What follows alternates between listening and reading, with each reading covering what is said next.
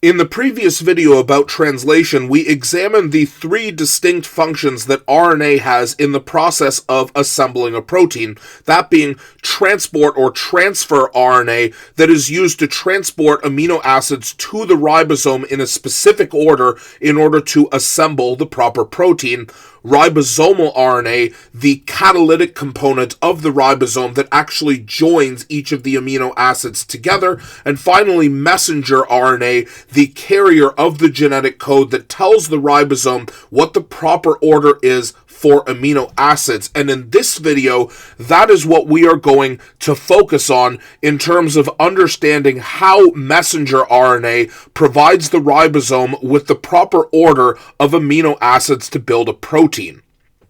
Now, one of the habits that we tried getting into earlier is reading bases, both of RNA and of DNA, in terms of groups of three. Now is the reason why we are going to learn why, because on an mRNA transcript, the nitrogenous bases are grouped into groups of three that we call codons, and each combination of nitrogenous bases, each group of three, will tell the ribosome to add a specific amino acid based on where that codon or where that three-base combination is located on the mRNA transcript. Now, from this, we can actually work without a ribosome and read a sequence of mRNA, and if we know which amino acid corresponds to which codon, we can actually write out the polypeptide sequence that the ribosome would assemble. So, for example, we see that the first codon, if we assume that this is the 5' end and the bottom is the 3' end, this is our starting location, and we see that our first visible codon is AUG. So if we look at the genetic code versions here, we can find that AUG corresponds to a specific amino acid, methionine, which is given the short forms MET. Now, remember that we read a protein from N-terminus to C-terminus, so that means as the ribosome is reading the codon code or the codon sequence on the mRNA, the 5' end of the codon sequence, where the first amino acid is inputted, this corresponds to the N-terminus of the polypeptide that we are building, and the final codon will correspond to the C-terminus because proteins are assembled in an N to C direction. So here, as is custom when we write the polypeptide sequence, we indicate that the N-terminus is here by showing that an amine group is on this end here.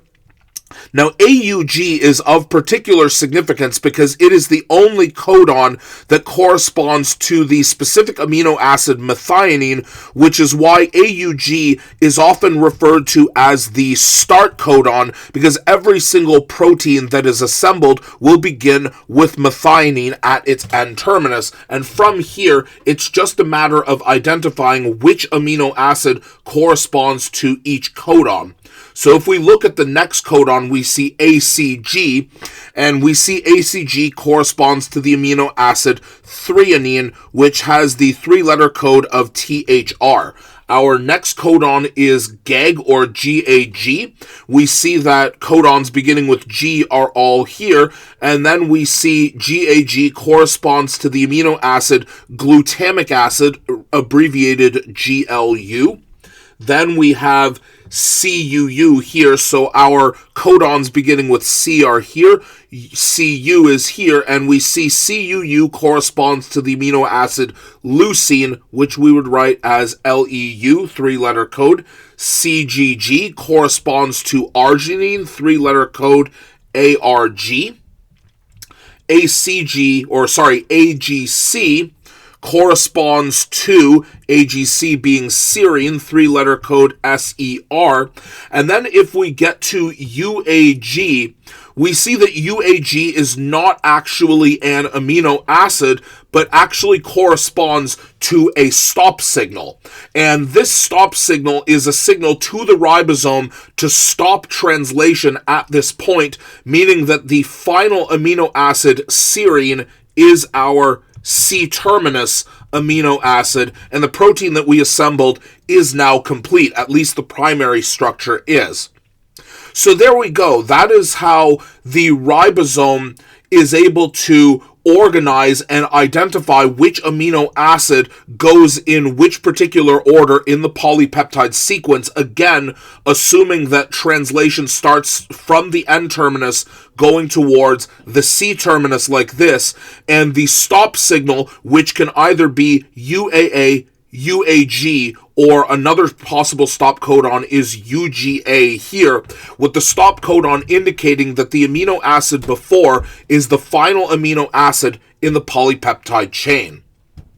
So now that we've learned how to decode an mRNA sequence and translate it into protein sequence, the final video in this series will actually look at the mechanism behind how mRNA, tRNA, and ribosomal RNA work together in order to actually assemble the amino acids with the proper sequence indicated by the mRNA transcript.